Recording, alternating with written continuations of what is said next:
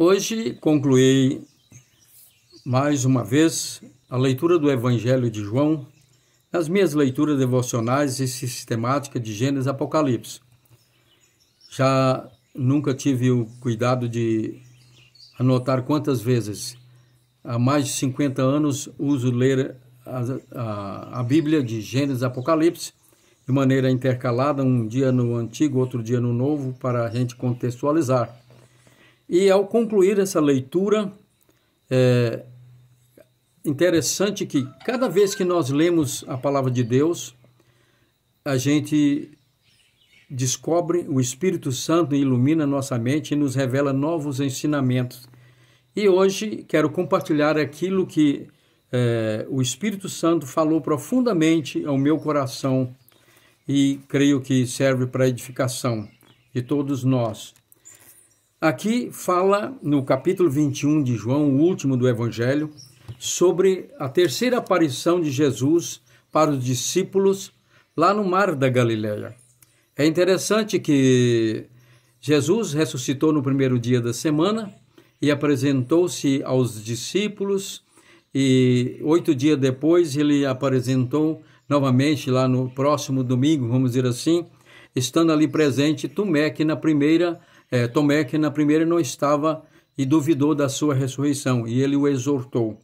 Mas é interessante observarmos que lá em Mateus capítulo 28, versículo 9 e 10, ao ressuscitar, logo de imediato que ele se apresentou às mulheres, Marias, e outras, Maria Madalena e outra Maria e outras mulheres, ele pediu que avisasse os discípulos para que fossem para a Galileia, porque ali ele queria encontrar com eles.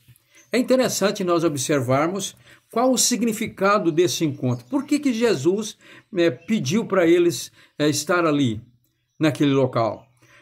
Ali Jesus queria ter um encontro de intimidade, de comunhão. No capítulo 15 nós vemos Jesus comparando ali na parábola ou na comparação da videira verdadeira, os discípulos como sendo amigos. Aqui, agora, nesse episódio, nesse acontecimento, Jesus se apresenta como aquele que era companheiro, amigo, senhor, íntimo, e queria ter um momento de comunhão e significativo de revelação para eles. Por quê?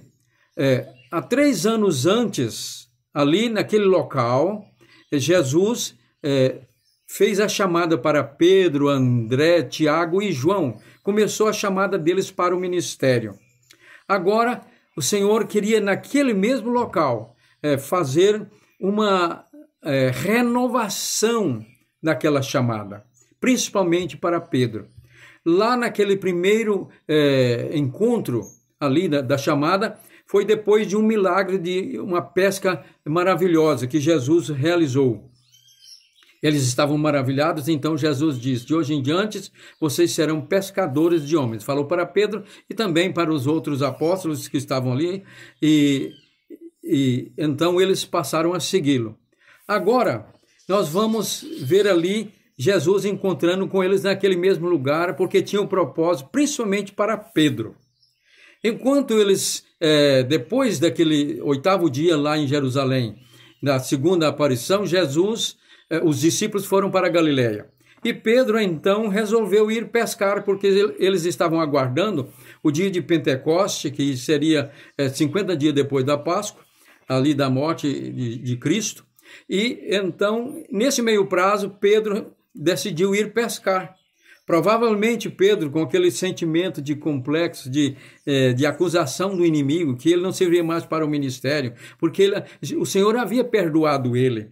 Porque quando Jesus ressuscitou, ele falou para as mulheres: avisa aos meus discípulos e também a Pedro, porque Pedro estava profundamente abatido com aquele sentimento que o Senhor não o queria mais. Então o Senhor, sabendo que ele havia arrependido, profundamente lamentado, chorado, diz: avisa para ele. E isso foi um estímulo. Quando ele ouviu que o Senhor queria, que mandou avisar para ele, por certo ele disse: então ele me perdoou, ele ainda me quer.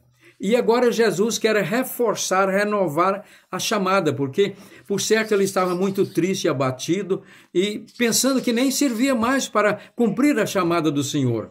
É tanto que lá na terceira pergunta que nós vamos ver ali que Jesus faz, ou melhor, na primeira, o Senhor pergunta: você ama a mim mais do que a estes? Ali está se referindo aos peixes, né? Isto é, em outras palavras, você ama a mim mais do que a sua profissão? Está disposto a me servir mais do que como você está pensando em voltar a ser pescador?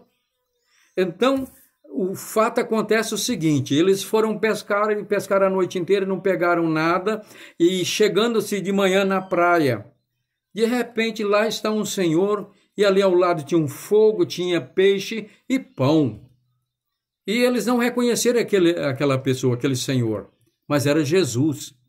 E de cá Jesus falou com eles ainda lá no barco: vocês têm alguma coisa aí para comer? Aí ele disse: olha, nós pescamos a noite inteira e não pegamos nada.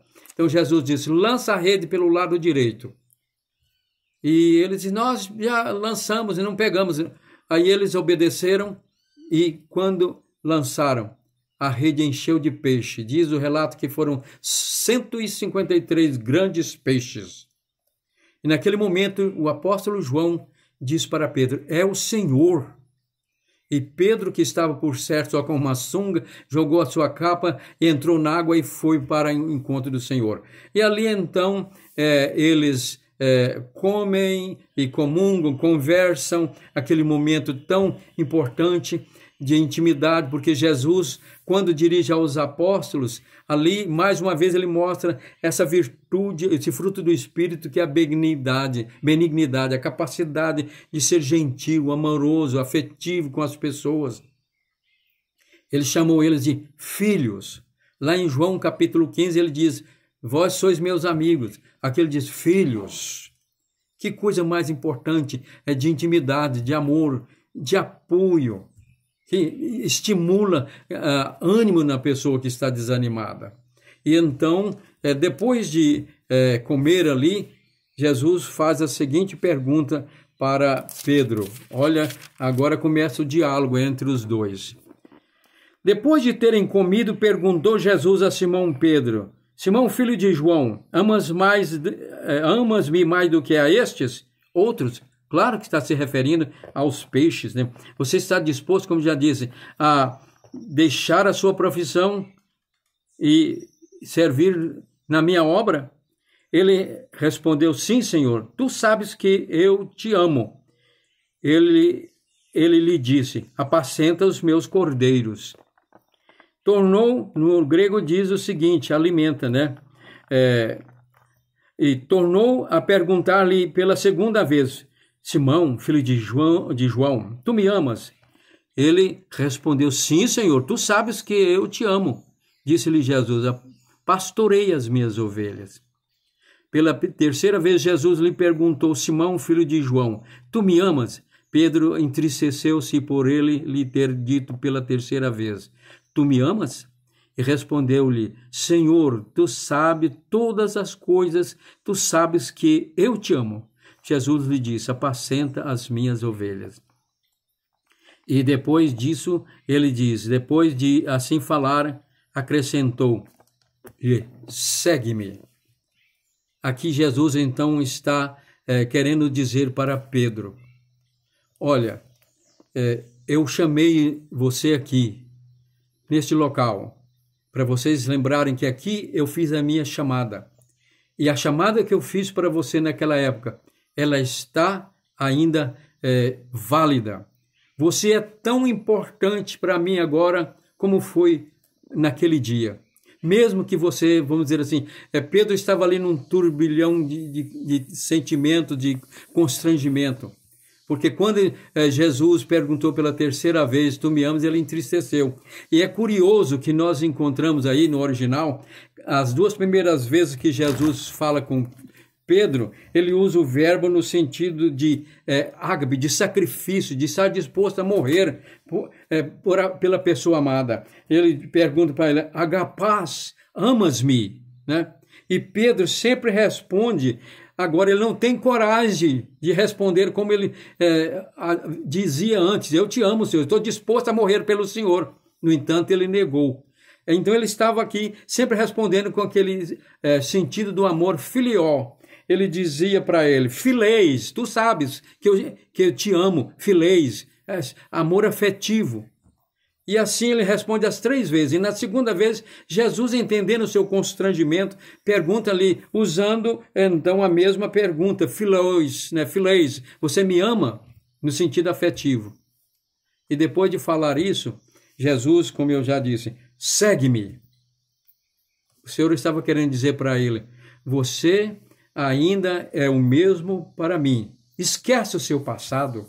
Esquece tudo isso aí, esses sentimentos de autorrejeição, de culpa, porque eu te chamei e a minha chamada está de pé. Você é tão importante para mim agora como naquela época.